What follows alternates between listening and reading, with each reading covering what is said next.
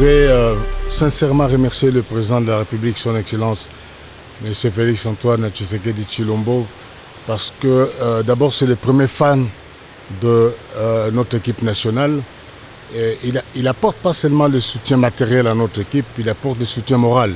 Notre priorité, c'est instaurer la gouvernance et la crédibilité de la FECOFA. Quand on restaure la crédibilité, la respectabilité de l'institution, les partenaires vont venir.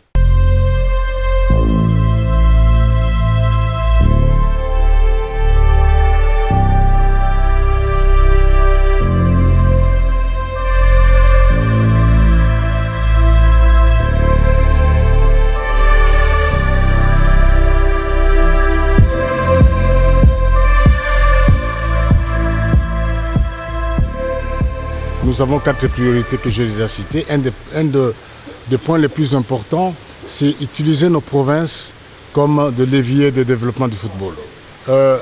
Dans chaque province, on aura des directeurs techniques provinciaux pour développer le football à la base. Et puis j'ai parlé aussi au président. Il a beaucoup apprécié les projets de championnat scolaire national. Donc le président apporte un soutien matériel conséquent pour notre championnat. Vous savez qu'un des postes plus budgétivores, c'est le transport aérien, le déplacement de nos équipes. Donc, le gouvernement va nous soutenir là-dessus. Ça, c'est une très, très, très bonne nouvelle. C'est Noël avant l'heure.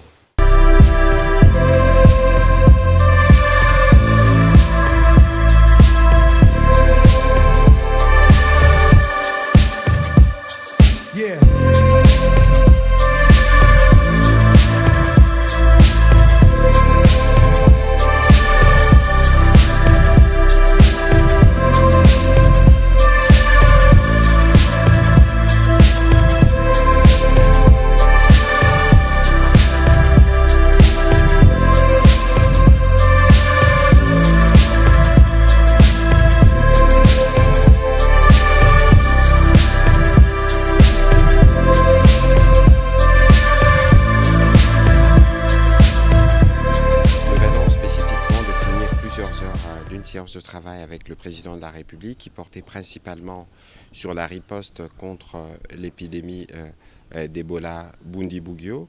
Mais il y a un besoin pour nous de renforcer d'abord la communication parce que c'est aussi une question essentielle. C'est dans cet ordre-là que dès demain, avec mon collègue de la santé, nous nous rendrons à Bunia pour suivre de près ce qui s'est fait à la fois au niveau sanitaire, mais ce qui s'est fait aussi au niveau de la sensibilisation communautaire, parce que nous voulons que tous les Congolais, partout où nous nous trouvons, nous soyons mobilisés dans le respect des mesures préventives, mais aussi dans le renforcement ou plutôt dans le soutien au personnel médical qui se mobilise en première ligne.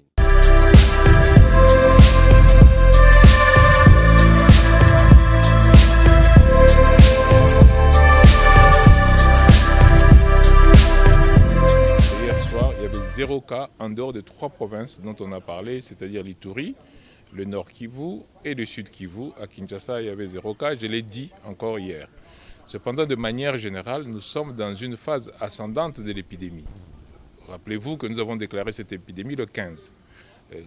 11 jours plus tard, 12 jours plus tard, dans aucun pays du monde, une épidémie n'est terminée. Donc nous sommes encore dans la phase ascendante où nous savons que nous allons trouver de nouveaux cas, peut-être plusieurs nouveaux cas, mais parce que nous les recherchons activement et puis parce qu'aussi les gens sont plus sensibilisés.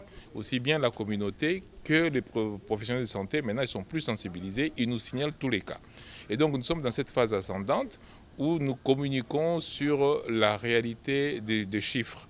Nous ne pouvons pas, nous, vous donner des chiffres en cachant d'autres parce que tout simplement, la solution à cette épidémie, c'est de retrouver toutes les personnes qui sont en contact pour pouvoir les prendre en charge. Là, on a fait le point avec le président de la République pour voir un tout petit peu l'évolution. Nous repartons sur instruction du chef de l'État encore sur le terrain demain et pour pouvoir vraiment booster la riposte et évaluer notamment l'aéroport de Bunia.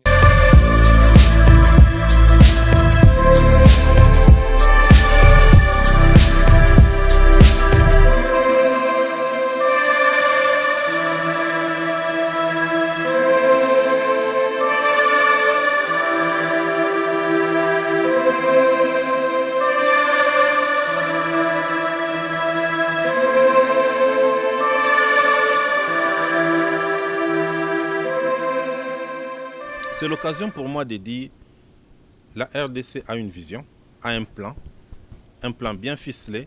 La RDC a l'expérience des réponses aux épidémies. La RDC a déployé des personnels et de matériel. Il n'y a aucune raison aujourd'hui, selon le règlement sanitaire international, que les frontières soient fermées. Aucune raison. Aucune raison que les pays occidentaux bloquent les pays africains de voyager. Et d'autant plus difficile pour moi qui dirige Africa CDC, c'est de voir que même un pays où il n'y a aucun cas, le Sud-Soudan, il est bloqué de voyages. Tout ça, c'est ce que moi j'appelle l'injustice qui devrait être corrigée. Et je pense que le dialogue que nous commençons avec des pays occidentaux permettra d'élever cette situation rapidement.